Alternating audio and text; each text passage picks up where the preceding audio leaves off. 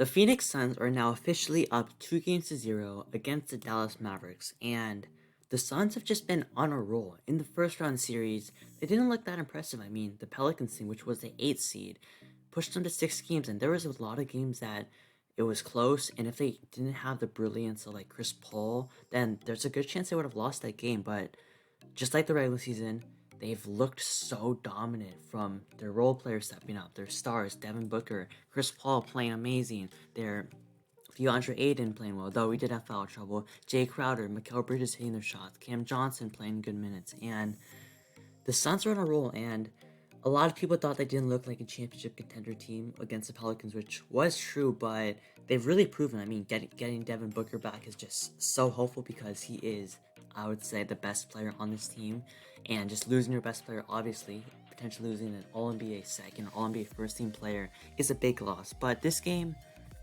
I mean, it was pretty much a close game until the fourth quarter, and then the Suns just took off. I mean, 40 points. It just became like a 2-point game, like 86 to 88, and then like turned to like 110 to 90, like all of a sudden. And that's because of the brilliance of both Chris Paul and Devin Booker. So, I mean, overall, the Mavericks have some adjustments to do. I mean, we'll talk about them later, but the amount of mid-ranges that Devin Booker and Chris Paul got was absolutely insane. Now, I know that those two are always going to get those mid-ranges. That's their sweet spot, and they're going to do whatever it takes to get those mid-ranges, but some of them are contested, of course, but they're just getting to their bread and butter way too easily, and they have to stop that a lot more efficiently. And this fourth quarter showed just how good this Suns team is. You have Chris Paul having 14 points in the fourth quarter, and I think he assisted or scored on the first 19 points for the Suns, which Chris Paul, he's been doing that all year, his whole career,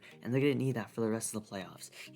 The Suns shot 84% from the field in the fourth quarter. That's the second most in postseason history in the last 25 seasons, and the only one that was ahead of them was the 2014 Spurs in Game 1 of the Finals, and they were so hot that game. But the Suns, man, they just absolutely it became a close game to a blowout, and it's just Devin Booker. He's just on a roll. I mean, he of course had that injury, the hamstring one, and he was facing that injury for a little bit of the regular season, but he's proven that he is fully healthy now, and Booker just dominated. I mean, he had 2 clutch threes to extend the lead. He hit a 3 to just put the nail on the coffin. I think he had like 8 straight points in the third quarter, and Booker, there's a reason why he's so good, why he has, I think, for the first playoff run the most points, because Devin Booker is a buck, and especially with all the foul trouble that their best defender had in Dorian Finney-Smith, then, I mean, Devin Booker just went off, and then Chris Paul, 26, 8, and 6, just hit so many mid-ranges, hit a clutch 3, and both of those people, I mean, they can just take over a game, and there was a lot of foul trouble on both sides. I mean, DeAndre Ayton only played 18 minutes, he had only 3 rebounds, but JaVale McGee got some good minutes. Bismack Biyombo with 9 points, 3 rebounds, some solid minutes for him.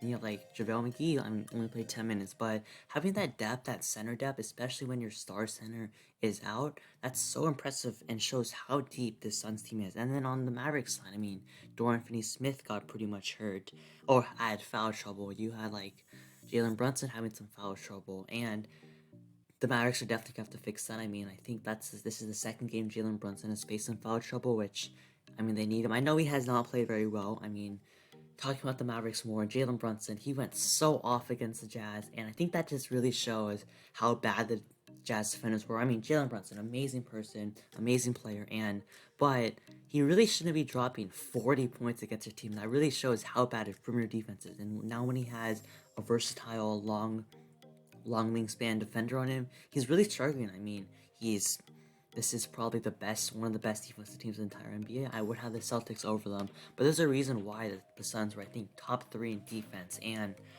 I mean, they're not stopping Luka. I mean, yes, Luka wasn't his best game. I mean, yes, he had 24 points in the first half. He was on fire, but that third quarter was pretty bad. I mean, he just missed a bunch of shots.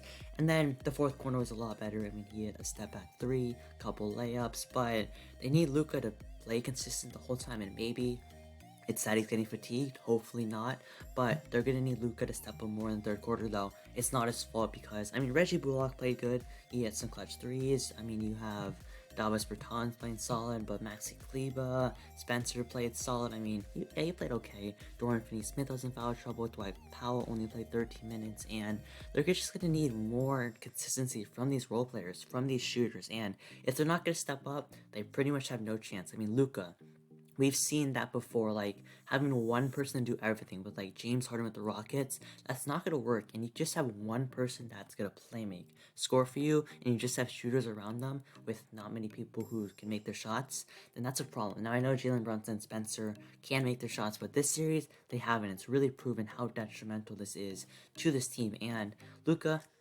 I mean, nobody could stop him, even if it's one of the best defenses in the NBA. Either if it's Kawhi Leonard or Paul George, Luka Doncic is just absolutely incredible.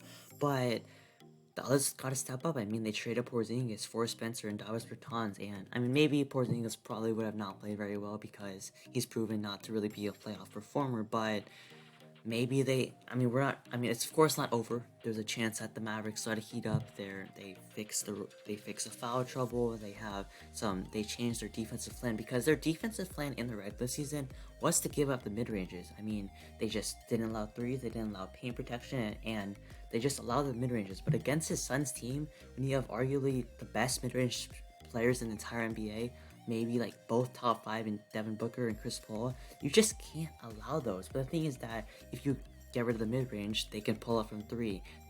Chris Paul is one of the best passers in the entire NBA.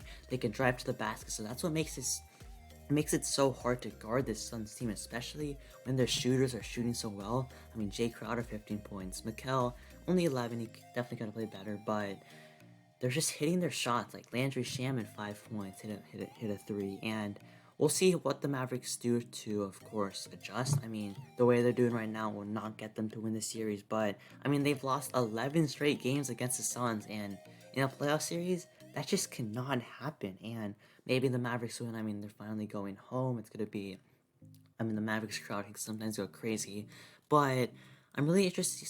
I'm really interested to see how will they adjust. How will the Suns how will the Mavericks just guard the Suns? Will they change their offense a little bit? I mean, you of course want their shooters to step up. I mean, Jalen Brunson, Spencer needs to step up, and then the Suns. I mean, Chris Paul is just can take over a game at pretty much any time, especially with the amount of mid-range shots he's getting. I mean, it's just going to be a cook fest for him. And then Devin Booker, finally healthy, he's proving how good he is.